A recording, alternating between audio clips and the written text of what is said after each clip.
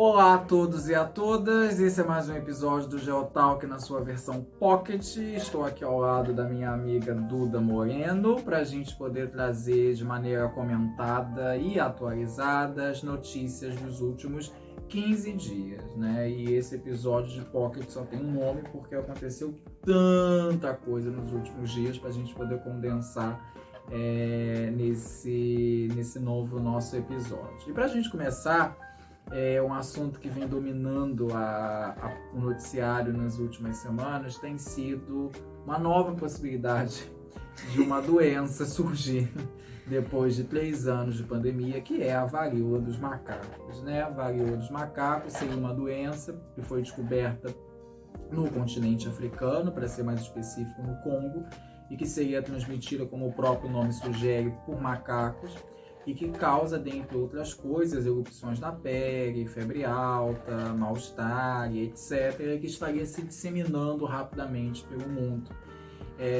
registrando casos em países da Europa, por exemplo, registrando casos no Canadá, registrando casos aqui do lado, na Argentina.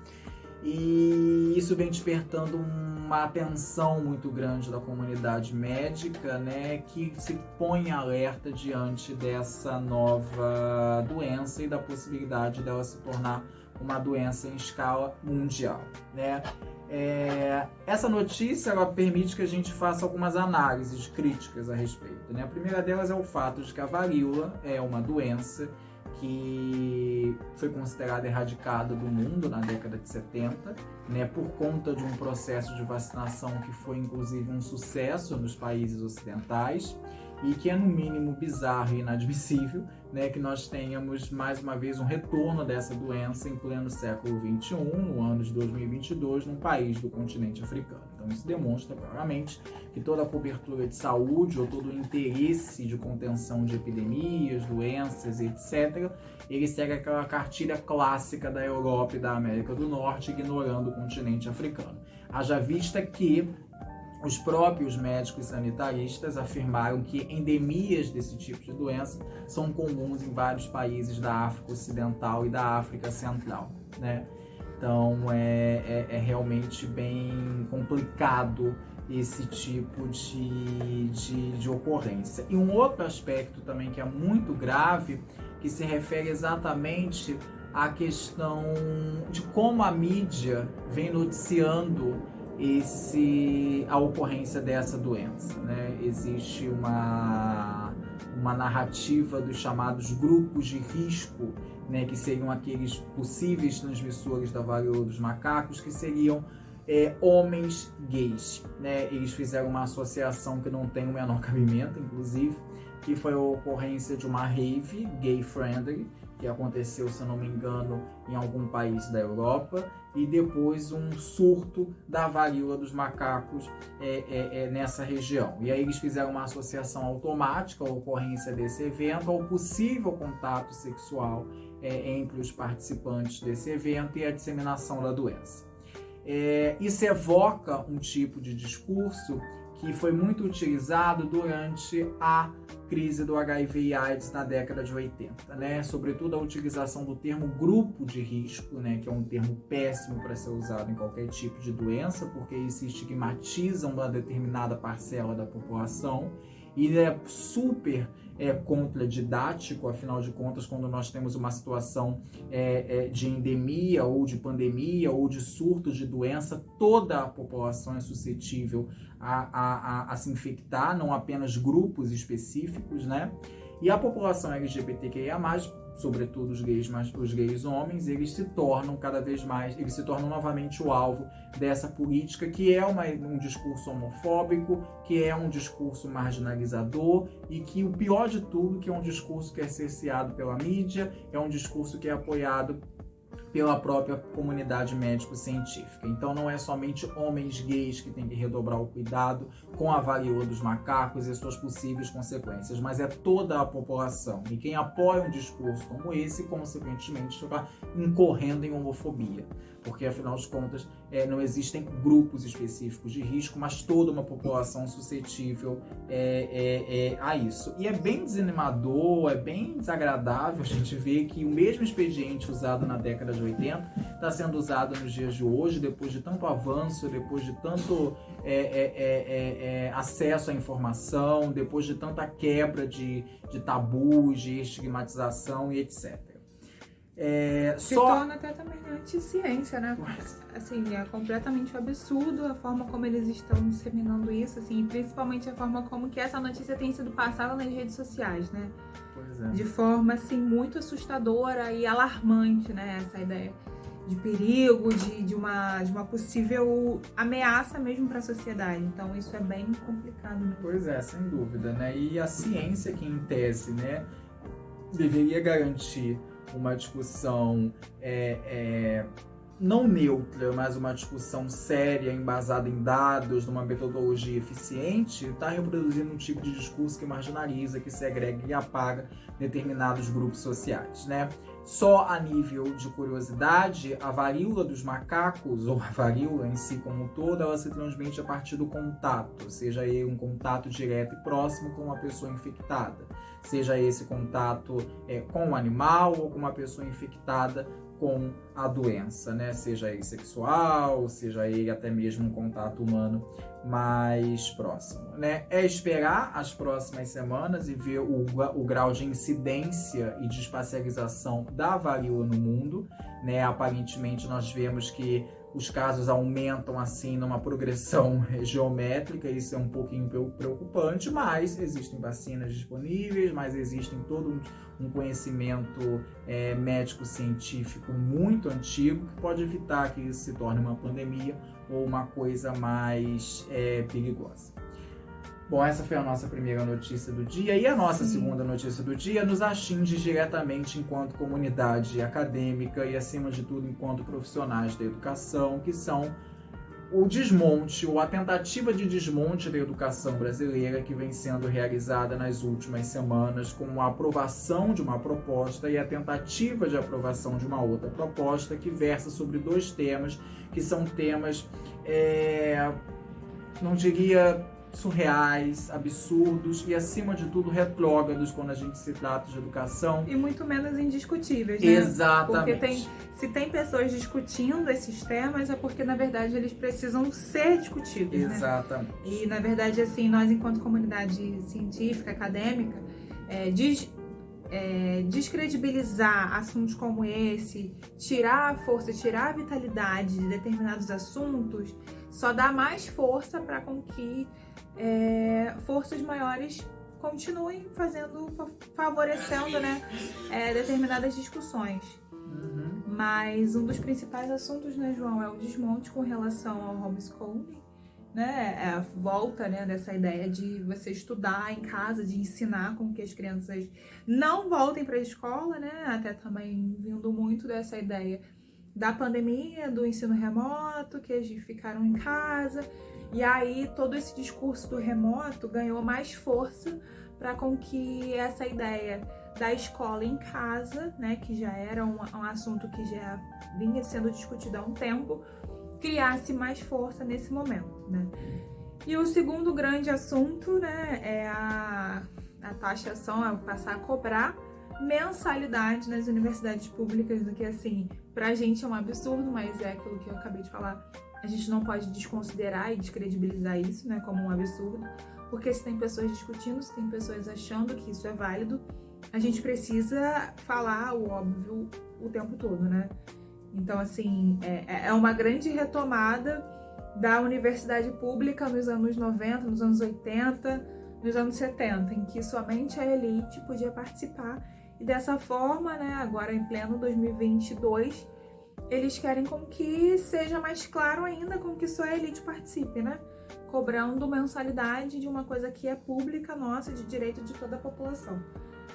E o que é mais bizarro nessas duas pautas que estão sendo discutidas, uma já foi aprovada e a outra está em vias de ser aprovada, é que elas são justamente o oposto do que a gente espera que a educação seja para a sociedade. O primeiro caso do ensino domiciliar, que até colocaram o nome em inglês bonito, homeschooling, para parecer uma coisa mega desenvolvida, mega necessária, é uma proposta que já existia há muito tempo, sobretudo entre grupos mais conservadores ligados a uma ideia de educação digamos assim, neutra e aideológica, né, que é uma corrente que vem se consolidando no Brasil desde o início dos anos de 2010, né, e ele começa a ganhar força exatamente porque nesse momento existe todo um apoio da sociedade para esse tipo de tema, né? E com a pandemia... O que faz lembrar até a época do Escola Sem Partido. Exatamente, que nasce um pouquinho aí dessa... Isso, nasce um pouquinho dessa daí. Né? Em linhas gerais, a ideia seria de que uma criança ou um adolescente sendo ensinada em casa pelos pais, não por professores ou tutores,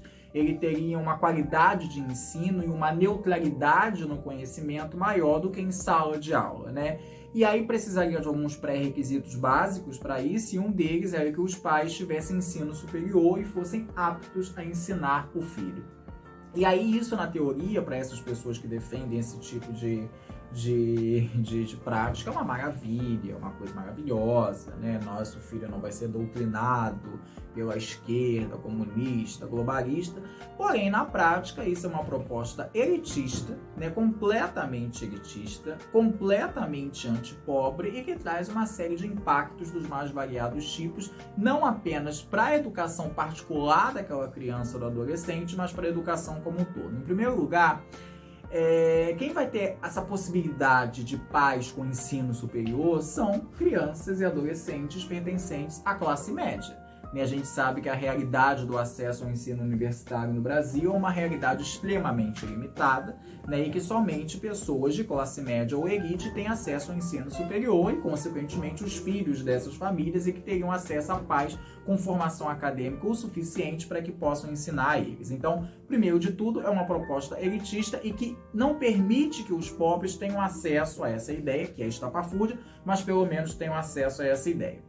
E um outro aspecto que é fundamental é que a escola não é apenas e tão somente o lugar que você vai para aprender. O professor vai lá estar na frente falando, o aluno vai estar lá sentado ouvindo, e que coisa chata, a escola não serve para nada, eu só vou lá para ser doutrinado e vestir o boné do MST e a luta. Não é só isso. A escola é um espaço de socialização, a escola é um espaço de criação de vínculos dos mais variados tipos, e a escola é o primeiro espaço em que existe um contato daquela pessoa com a sociedade.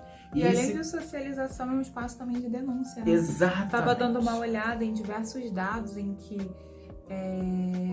foram denunciados diversos casos de violência doméstica, de violência sexual e de violência física mesmo contra crianças. Então, assim, é através da escola que esses dados e que essas denúncias chegam, né? Porque a criança não vai ter coragem de chegar pro pai e a mãe e falar tudo o que está acontecendo, enfim. Mas na escola, através do contato com o professor, com a confiança dos responsáveis, né? De uma coordenação e tal, é passado a todo momento com que o aluno tenha essa confiança, de fato, né, para poder falar sobre assuntos tão sensíveis, né?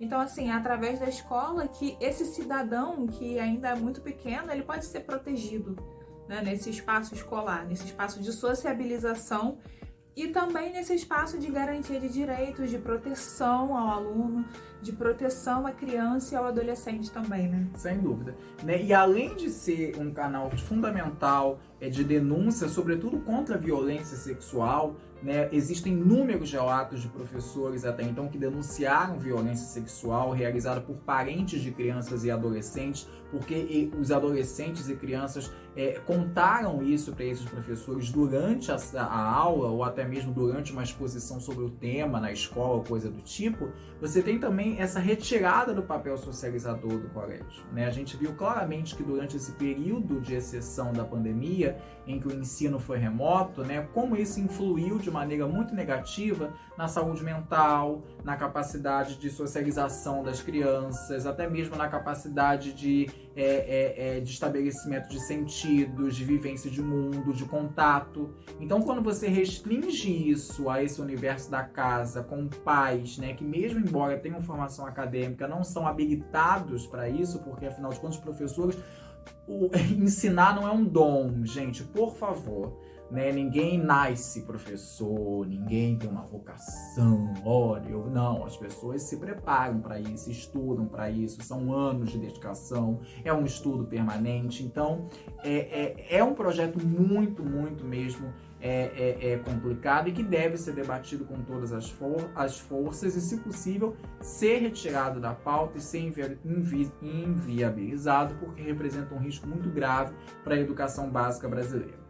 E do outro lado, nós temos no ensino universitário esse absurdo que é de cobrar mensalidade. Eu acho que é uma coisa que não é nem passível de questionamento, porque essa universidade é pública, parte-se do princípio de que o acesso dela, em tese, deveria ser livre e democrático a todos, e a ideia de você cobrar mensalidade seria, no mínimo, estapafúrdia. Ah, mas o filho do rico entra na UFRJ. Ok, ele entra na UFRJ e vai não pagar mensalidade, como todos os outros alunos, independente do status social. Porque se você quiser fazer uma transferência de renda, se você quiser fazer uma equidade no nível de renda, faça isso via taxação de fortunas. Não faça isso cobrando mensalidade, porque, afinal de contas, isso vai contra, inclusive, uma cláusula pétrea da Constituição que garante o ensino público, gratuito e de qualidade, né? E pra gente finalizar essa toada, ou caminhar para finalizar essa toada, nós temos esse podcast que é pocket, mas ao mesmo tempo é uma loucura. Uma explosão de notícias que vai de uma ponta a outra, né? Exato, é uma doideira, uma coisa louca. E uma dessas notícias explosivas da última semana, na verdade, dessa semana ainda, do último 23 de maio, foi a desistência da candidatura do João Dória. Que deixou todo mundo muito assustado, né? Porque ele veio com uma frente muito forte de valorizar e de favorecer uma ideia de uma terceira via, né? Dentro da política, e que deixou todo mundo muito assustado, né? E aí teve até uma fala do ex-presidente Temer que ele considerou, né, para a imprensa, que até me chamou um pouco a atenção, né? Que ele fez um gesto grandioso ao desistir da candidatura. Esse foi o comentário do Temer, né? No sentido de que nesse momento ele tá desistindo, mas ele tá desistindo à altura, ou seja, ele não está se comparando com os outros candidatos que vão continuar nessa corrida eleitoral, né? Que na verdade é uma... E tá ficando bastante interessante essa corrida eleitoral aí, porque a desistência do Dória não é somente um ato grandioso, como o Temer disse, mas ele fala muito sobre o futuro do PSDB na política, né? O PSDB, para quem tem pouquinho mais de 25 anos, ou 27 anos, ou 30 anos de idade, ele era um dos partidos políticos mais importantes do cenário brasileiro da década de 80 e da década de 90. Aliás, durante toda a década de 90 até o ano de 2010, o PSDB polarizou o debate político e o cenário político com o PT, né? Elegeu um presidente da República por 8 anos, que foi o Fernando Henrique Cardoso. E, de repente, esse partido que tinha uma expressividade absurda no cenário político, né? Que representava essa ideia de direita, né? Embora lá nos seus primórdios ele se garantisse como um partido de esquerda, né? Com o passar do tempo ele foi se endireitando, digamos assim.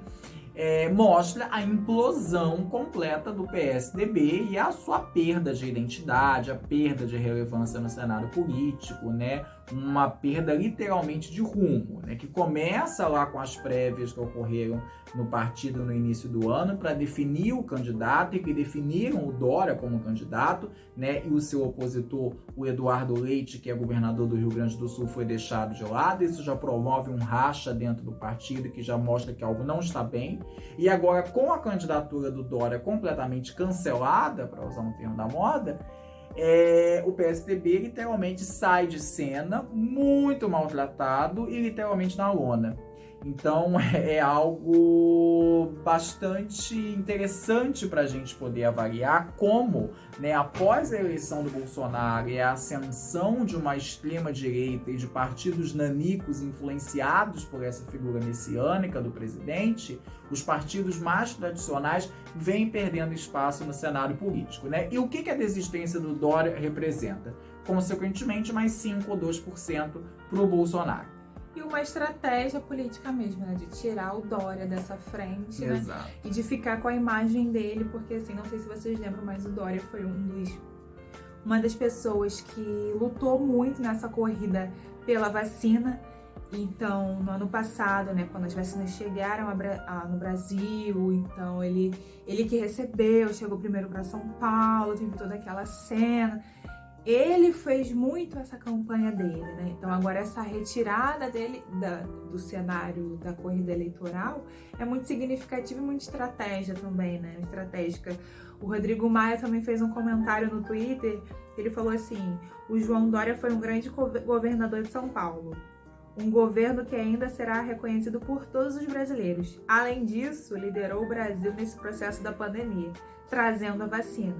Hoje faz um gesto generoso na tentativa de construção de um mandato no nosso campo político. Ou seja, foi toda uma saída estratégica, né? Para ele ficar somente com essa imagem de líder, sabe? Não de uma pessoa que não conseguiu, né? E no final das contas também, eu acho que ele retira a candidatura dele da corrida eleitoral, porque todo o hype em torno da candidatura dele estava envolto em relação à questão da vacina e da pandemia. Conforme a pandemia vai arrefecendo, os números vão diminuindo, a vacinação vai se tornando homogênea, né? Todo o hype da candidatura do Dória, do homem que trouxe a vacina para o Brasil, começa a cair, exatamente. Já que agora o Brasil todo tem acesso à vacina, já estamos na terceira e quarta dose, ele não é mais o salvador, né? Então ele não tem mais, digamos assim, capital suficiente para poder construir uma imagem, para poder se pleitear como candidato. Os números dele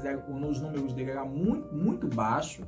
Ele estava atrás, inclusive, do Ciro Gomes, que é o terceiro colocado. Né? E argumento para disputar nessa terceira via junto com o Ciro, que já tem uma dificuldade eleitoral, né? E tinha aquelas gafes, né? Que ele foi num evento no Nordeste, perguntou se alguém tinha ido a Dubai, né? Num evento, num palanque político. Então ele não tinha o traquejo político que os candidatos que sobraram até agora nessa corrida eleitoral, pelo menos os mais votados, que é o Lula, o Bolsonaro e o Ciro Gomes, têm.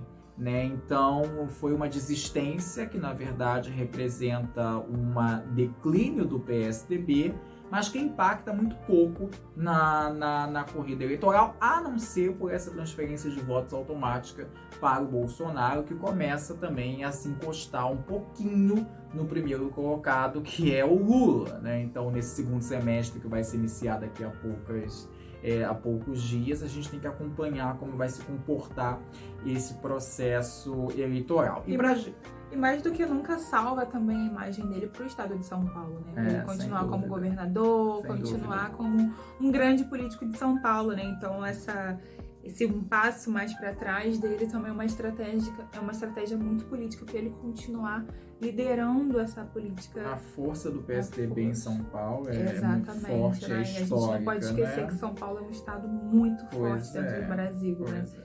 Que a política não gira em torno de Brasília e Rio de Janeiro. Pois é. Bem complicado.